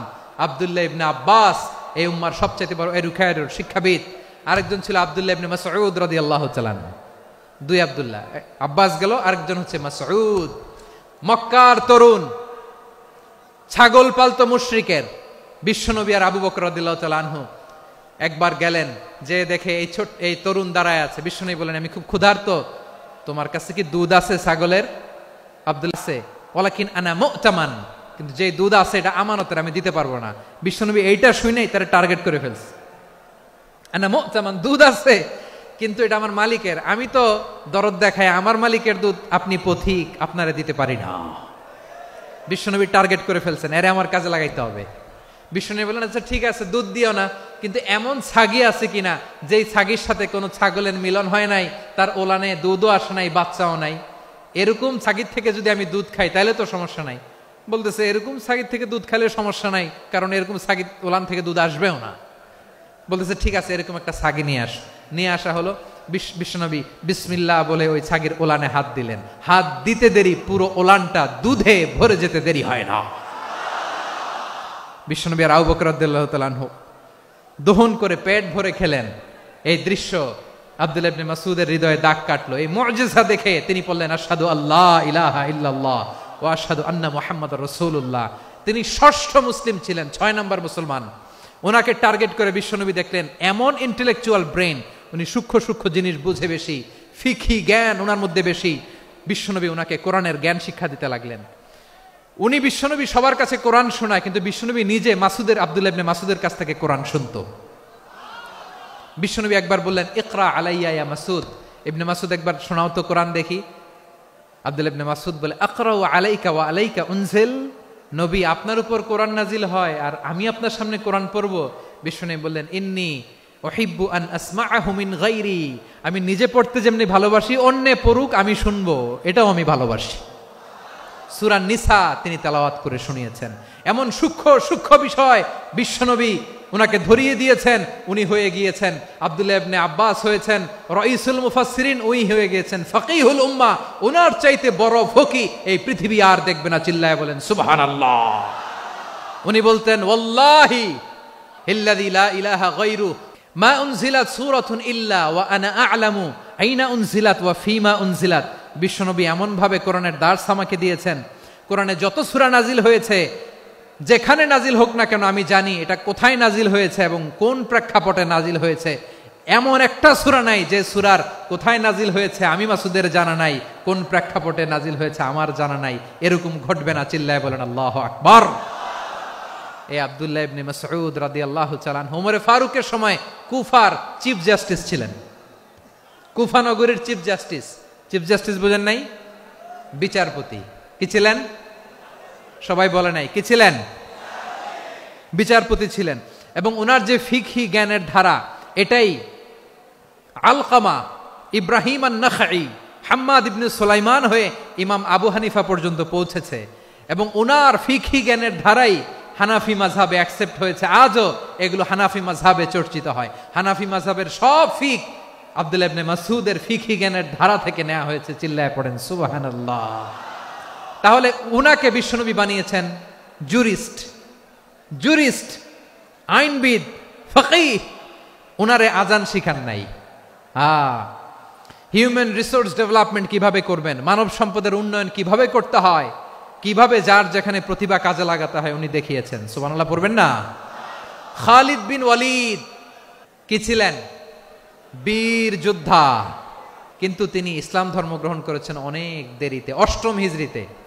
তার মানে 8ম হিজরির আগে উনি মুশরিকদের পক্ষে লড়াই করেছেন। ওনার হাতে কত মুসলিম সাহাবী যে নিহত হয়েছে হিসাব নাই। বিশ্বনবী টার্গেট করে রাখছে, তুমি আমাদের মুসলিমদের এত ক্ষতি করলা, তুমি যখন মুসলমান হবা তোমার দিয়ে আমি এমন কাম করামু যে এটা আর কেউ করতে পারবে না। খালিদ বিন ওয়ালিদ রাদিয়াল্লাহু তাআলা আনহু 8ম হিজরিতে মুসলিম হয়েছেন, মক্কা বিজয়ের আগে। তো মক্কা বিজয়ের আগে যখন মুসলিম হয়েছেন, এর আগে কি করছেন? কাফিরদের সাথে যুদ্ধ করেছেন। উনি উহুদের যুদ্ধে মুসলমানদের যে পরাজয় ভাব, কঠিন পরিস্থিতির মুখোমুখি উনার কারণে পেছন থেকে এমন আতর্কিত আক্রমণ করেছেন, মুসলমানদেরকে কচুকাটা করেছেন। 8ম হিজরিতে আল্লাহ তাআলা হেদায়েতের নূর দিয়ে ওনার হৃদয়টাকে উজালা করে দিলেন। লা ইলাহা এটা এমন বাণী যার হৃদয়ে একবার টাচ খাবে, এইটা থেকে সে আর পালিয়ে বেড়াতে পারে।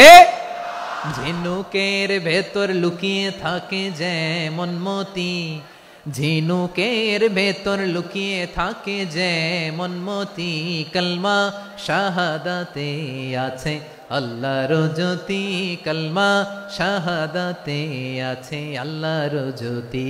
ঠিক কিনা বলেন? মক্কা বিজয়ের আগে মুসলিম হলেন, হওয়ার পরেই বিশ্বনবীর টার্গেট ফুলফিল হলো। ওই যে টার্গেট করে রেখেছেন আর দোয়া করেছেন, খালিদ বিন ওয়ালিদ যদি মুসলিম হয় তাকে আমি মিলিটারি চিফ বানাবো। ওনাকে আজান শিখান নাই, ওনারে কান ধইরা নামাজের এই মাথা থেকে ওই মাথা আনান নাই, ফিকহি কোরআনের সূক্ষ্ম তাফসীর ওনারে শিখান নাই, অ্যাম্বাসেডর বানান নাই। বিষ্ণু ইসলাম উনাকে সামরিক অভিযানে প্রেরণ করেছেন। সামরিক অভিযানে তিনি প্রেরণ করেছেন।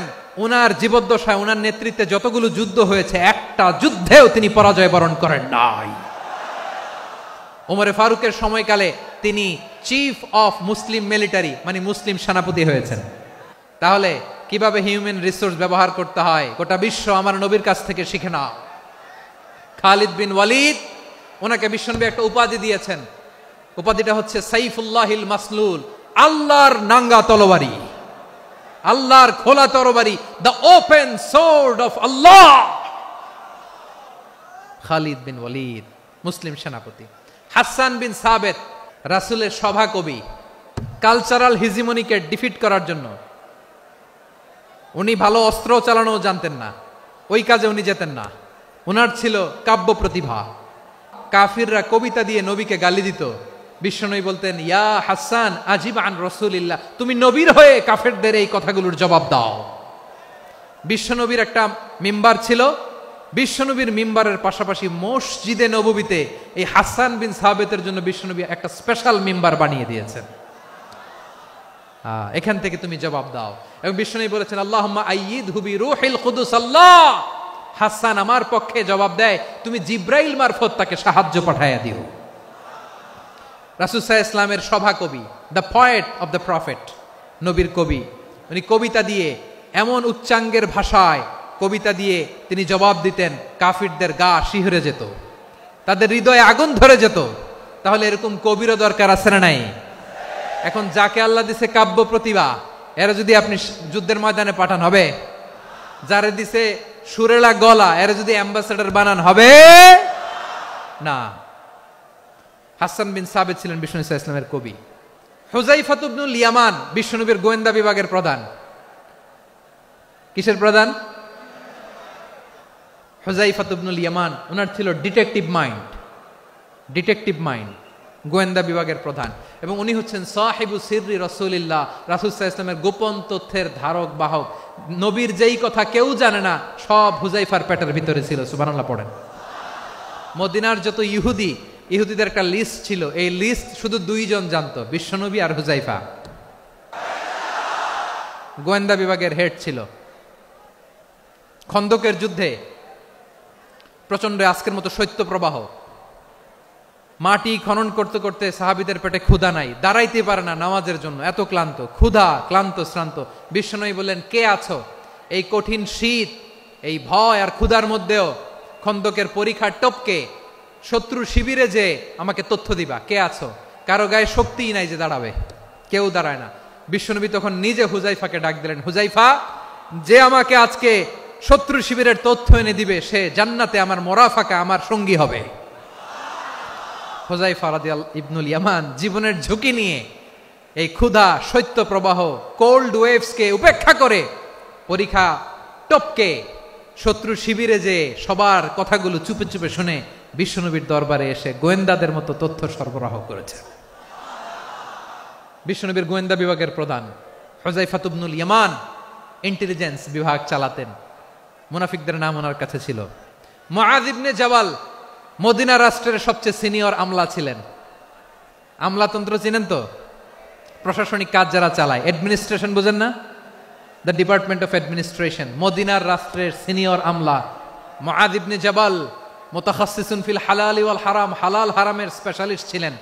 বিশ্বনবী উনাকে ইয়ামানের গভর্নর করে পাঠাইছেন। বলেছেন, ইন্নাকা তা'তি কওমান আহলা কিতাব, এমন গোষ্ঠীর কাছে যাবা এরা ইহুদি নাসারা, আগে শাহাদা পড়লে এরপরে নামাজের দাওয়াত দিও, নামাজ পড়লে যাকাতের দাওয়াত দিও। গভর্নরের অ্যাটিটিউড যেমন থাকে তেমন অ্যাটিটিউড ধরে রেখো। সুবহানাল্লাহ পড়েন। তাহলে মুআয ইবনে জাবালকে দিয়ে বিশ্বনবী কবিতা লেখায় নাই, চিঠি লেখায় নাই, আজান দেওয়ায় নাই। সুবহানাল্লাহ পড়বেন না? সব শেষ সাহাবী বলি আবু হুরায়রা রাদিয়াল্লাহু তাআলা আনহু, বিড়ালের বাবা, কি করতেন? খালি হাদিস মুখস্থ করতেন।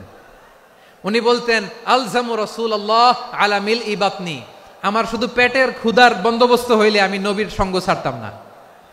আমার আনসার সাহাবারা ক্ষেত খামারের কাজ করত, আমার মুহাজির সাহাবারা ব্যবসা করত, আর আমি নবীর সাথে সাথে থাকতাম। শুধু সকাল বিকাল 2 বেলা যদি আমার খাবারের বন্দোবস্ত হয়, আমি আর নবীর লক ছাড়ি না। সুবহানাল্লাহ কইবেন না? 5374টা হাদিস তিনি বর্ণনা করেছেন। সবচেয়ে বেশি হাদিস বর্ণনাকারী সাহাবী। হাদিস প্রিজার্ভেশনের কাজে বিশ্বনবী ওনাকে কাজে লাগিয়েছেন। উনি একদিন বলেন, ইয়া রাসূলুল্লাহ আসমাউ মিনকা কাসীরান ফালা আহফাজু। নবী, অনেক কথা শুনি, আমার মনে থাকে না। বিষ্ণু বললেন, তাই? উবসুত রিদাক, তোমার চাদরটা বিছাও। আবু হুরায়রা বিছালেন, বিশ্বনবী হাত বুলায় দিলেন, এরপরে অনেক হাদিস বর্ণনা করলেন। আবু হুরায়রা বলে, তারপর থেকে বিশ্বনবী যাই বর্ণনা করে আমি শুনি আর একটাও ভুলি না। এখন সুবহানাল্লাহ। বিশ্বনবী ওনাকে হাদিস প্রিজার্ভেশন, নবীর এই যে লক্ষ্য হাদিস প্রিজার্ভেশনের এই দায়িত্ব দিয়েছেন সাইয়েদনা আবু হুরায়রা রাদিয়াল্লাহু তাআলা আনহুকে। প্রিয় ভাইরা, তাহলে 10 জন সাহাবীর কথা যে বললাম, আপনারা কি খেয়াল করেছেন কত বড় ট্যালেন্ট হান্টার, চৌকস ট্যালেন্ট হান্টার ছিল আমার নবী। এক একজনের এক এক ট্যালেন্ট, এক এক কাজে অ্যাসাইন করেছেন, এক একজনকে এক এক দায়িত্ব দিয়েছেন, এক একজনের প্রতিভাকে এক একভাবে বিকশিত হওয়ার সুযোগ দিয়েছেন। আওয়াজ করে বলেন ঠিক কি না? এখন আমার পর্দার আড়ালে আমার মায়েরা বলবে, এতগুলো পুরুষ সাহাবীর কথা বললো, নারী সাহাবীরা কি কিছু করে নাই? হ্যাঁ, একজন নারী সাহাবীর কথা বলে মোনাজাত হবে, দোয়া ছাড়া কেউ যাব না। রুফাইদা আল আসলামিয়া রাদিয়াল্লাহু তাআলা আনহা, ওনার বাবার নাম সাআদ আল আসলামি। বিশ্বনবী কি খেয়াল করলেন দেখেন, সাআদ ছিল মদিনার বড় ডাক্তার। এই নারী সাহাবী রুফাইদা বাবার কাছ থেকে চিকিৎসা বিদ্যা শিখেছেন। যখন শিখছে, বিশ্বনবী দেখলেন আমার তো প্রতি সপ্তাহে সপ্তাহে যুদ্ধে আহত সাহাবীদের সেবা দিবে কে? বিশ্বনবী রুফাইদাকে বললেন, রুফাইদা তুমি মসজিদে নববীর পাশে একটা মেডিকেল ক্যাম্প করো।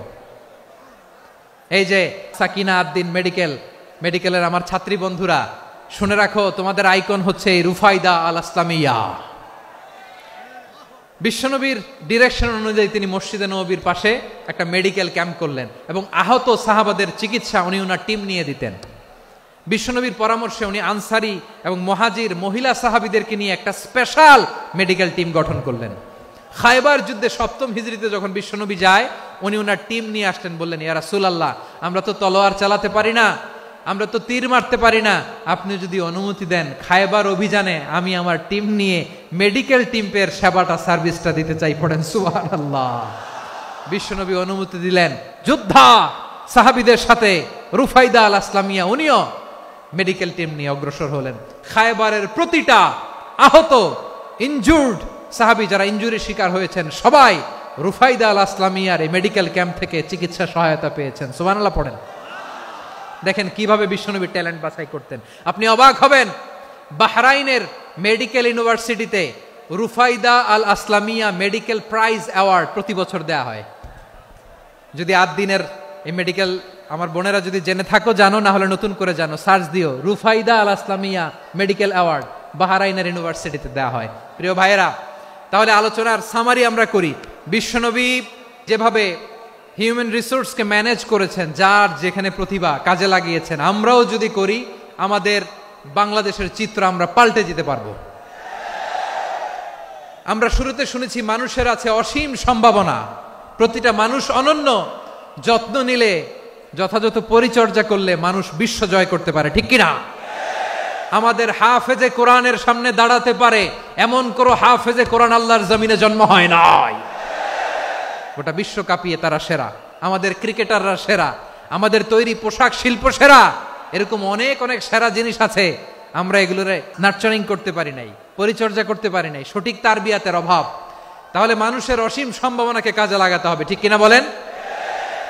ইউনুস গভর্নমেন্টকে আমি বলবো, অল্প সময়ের জন্য আপনারা এসেছেন, সংস্কারও করতে হবে, আবার নির্বাচনও করতে হবে। সব সংস্কার হতে করতে পারবেন না, যতটুকু পারবেন এর মধ্যে আমাদের যে হিউজ ম্যান পাওয়ার, আমাদের যে মানব সম্পদ, হিউম্যান রিসোর্স, এটাকে ডেভেলপ করে আপনাদের যেতে হবে। যেটা পারবেন না সেটাকে পরবর্তী নির্বাচিত গভর্নমেন্টের কাছে রেখে যেতে হবে, যে তারা যেন করে, তাদের কাছে আপনারা এটা রেখে যাবেন। তাহলে মানুষ চাইলে বিশ্ব জয় করতে পারে, আর মানুষকে হারাতে পারে কেউ? আল্লাহ আমাদেরকে জনসংখ্যা দিয়েছেন প্রিয় ভাইয়েরা, এই জনসংখ্যা অনেক বড় সম্পদ, এটা আমাদের জন্য অভিশাপ নয়, আশীর্বাদ। আমাদের জনসংখ্যাকে যদি আমরা জনশক্তিতে রূপান্তর করতে পারি, আজকে বাংলাদেশ যে অবস্থানে দাঁড়িয়ে আছে, বাংলাদেশ তার 20 গুণ উন্নতির শিখরে চলে যাবে। চিল্লায় বলো ঠিক কিনা? আমাদের শ্রমিক ভাইয়েরা বাইরে কাজ করে, আমাদের শ্রমজীবী ভাইয়েরা, প্রবাসীরা, তাদের ব্যাপারে গুরুত্ব দিতে হবে। আমাদের শ্রমের দাম সবচেয়ে কম, সবচেয়ে কম। তারা এম্বাসিতে গুরুত্ব পায় না, এয়ারপোর্টে গুরুত্ব পায় না। এই সরকার অবশ্য তাদেরকে অনেক গুরুত্ব দিচ্ছে। আমাদের অদক্ষ শ্রমিককে যখন আমরা দুবাই পাঠাই, অল্প বেতন পায়, কিন্তু ইন্ডিয়ানরা দক্ষ শ্রমিক পাঠাইলে তার 3 গুণ বেতন পায়। আমরা আমাদের শ্রমিকদেরকে অদক্ষ ভাবে আর পাঠাতে চাই না, দক্ষ শ্রমিক পাঠিয়ে আমরা রেমিটেন্সের বন্যা বইয়ে দেব। তাদেরকে সবচেয়ে গুরুত্ব দিতে হবে। আমরা পেয়েছি ফ্রিডম ফাইটার, মুক্তিযোদ্ধা, আর আমার প্রবাসী ভাইরা হচ্ছে রেমিটেন্স ফাইটার। জোরে বলো ঠিক কিনা? তাহলে আমাদের এই জনশক্তিকে জনসম্পদে ট্রান্সফর্ম করতে হবে। সরকার জনগণকে এভাবে পলিশ করতে হবে। মা বাবারা ছেলে মেয়েদের মধ্যে কার কোন যোগ্যতা তাকে ওইভাবে কাজে লাগাতে হবে। সবার এ প্লাস পাওয়ার কোনো দরকার নাই। আমাদের দেশে একটা টেন্ডেন্সি আছে, পরীক্ষায় এ প্লাস না পাইলে কই তুই কি করলি, পাশের বাড়ির ছেলে এ প্লাস পাইছে, যা ওর পা ধোয়া পানি খা। খাওয়া নাই, এগুলার খাওয়া নাই। ওরে আল্লাহ এ প্লাস পাওয়ার জন্য বানাইছে, আর আপনার ছেলেকে এই এ প্লাস গুলারে নিয়ন্ত্রণ করার জন্য আল্লাহ বানাইছে। ওকে দিয়ে আল্লাহ কি করবে আপনি জানেনই না। একটা এ প্লাস, একটা এ গ্রেড একটা মানুষের জীবনকে ঠিক করে দিতে পারে না। আপনার ছেলেকে আল্লাহ অন্যদিকে যোগ্যতা দিয়েছে, ওদের মনোবল ভাঙবেন না, খবরদার। যাকে দিয়ে যেটা হবে তাকে দিয়ে সেটা করতে হবে, তার প্রতিভাকে সেভাবে কাজে লাগাতে হবে। তাহলে আমাদের এই জনসংখ্যা জনসম্পদে রূপান্তরিত হবে। আমাদের সরকারের তত্ত্বাবধানে আমাদের 18 কোটি জনগণ দক্ষ জনশক্তিতে রূপান্তরিত হোক, আমরা চাই কি চাই না? আমরা ভালো মানুষ, শ্রেষ্ঠ মানুষ হতে চাই কি চাই না? ওই জাপানিজদের মতো সৎ, ওই ইউরোপিয়ানদের মতো কালচার্ড। আমাদেরকে আল্লাহ তাআলা কোরআন সুন্নাহ অনেক কিছু দিয়েছেন। যেহেতু বর্তমানে আমরা দেখছি তারা সৎ, তাদের মধ্যে ভ্যালিউ আছে, সেগুলো আমাদের মধ্যে আনার দরকার আছে না নাই? আর ইসলাম দিয়ে আমাদের জীবনকে সাজাতে হবে, ইসলাম দিয়ে আমার পরিবারকে সাজাতে হবে। ইসলাম থেকে, কোরআন থেকে প্রেসক্রিপশন না নিলে জীবন সুন্দর হবে না। কোরআন থেকে প্রেসক্রিপশন না নিলে সমাজ সুন্দর হবে না। কোরআনের প্রেসক্রিপশন না মানলে রাষ্ট্র সুন্দর হবে না। কোরআনের প্রেসক্রিপশন অ্যাপ্লাই না করলে শুধু দুর্নীতি দমন কমিশন দিয়ে দুর্নীতি বন্ধ করা যাবে না। এজন্য কোরআনের আইন আমরা চাই কি চাই না? প্রিয় ভাইয়েরা, হিউম্যান রিসোর্স ডেভেলপমেন্ট, মানব সম্পদের উন্নয়ন, আমাদের সরকার যেন এদিকে নজর দেয়। আমরা যেন এই ব্যাপারে যত্নবান হয়ে উঠি। যাকে আল্লাহ যে যোগ্যতা দিয়েছে, এই যোগ্যতা দিয়ে আমরা যেন ইসলামের জন্য, দেশের জন্য কাজ করি। আমরা যেন আমাদের স্কিল ডেভেলপ করি, আমাদের পটেনশিয়ালকে ডেভেলপ করি। মোরালিটি, ভ্যালিউজ নিয়ে শায়েখ আহমদুল্লাহ আলোচনা করেছেন, এগুলো দিয়ে যেন আমরা আমাদেরকে সাজাই। আল্লাহ তাআলা আমাদের দেশকে তুমি নিরাপদ করো, আমরা পড়ি আমিন। আল্লাহ আমার 18 কোটি জনগণকে তুমি জনশক্তিতে রূপান্তরিত করো, আমিন। আল্লাহ আমরা হাতে হাত রেখে, কাঁধে কাঁধ মিলিয়ে, ভাইয়ে ভাইয়ে যেন এই দেশকে গড়তে পারি, আল্লাহ তুমি তৌফিক দান করো, আমরা পড়ি আমিন। আসুন আমরা আমাদের জনসংখ্যাকে জনসম্পদে ট্রান্সফর্ম করি। আমাদের জনসংখ্যাকে আমরা যেন জনশক্তিতে রূপান্তরিত করি। জনসংখ্যাকে ট্রান্সফর্ম করে জনশক্তি দিয়ে আমরা যেন আগামীর বাংলাদেশ, স্বাধীন বাংলাদেশ 2.0 গড়ে তুলি। আল্লাহ তাআলা আমাদের সবাইকে কথাগুলো বোঝার, আমল করার তৌফিক দান করুন। হাযা মা ইনদি ওয়াল ইলমু ইনদাল্লাহ আলাইহি তাওয়াক্কালতু ওয়া ইলাইহি উনীব। সুবহানাকাল্লাহুম্মা বিহামদিকা আশহাদু আল্লা ইলাহা ইল্লা আনতা আস্তাগফিরুকা ওয়া আতুবু ইলাইক।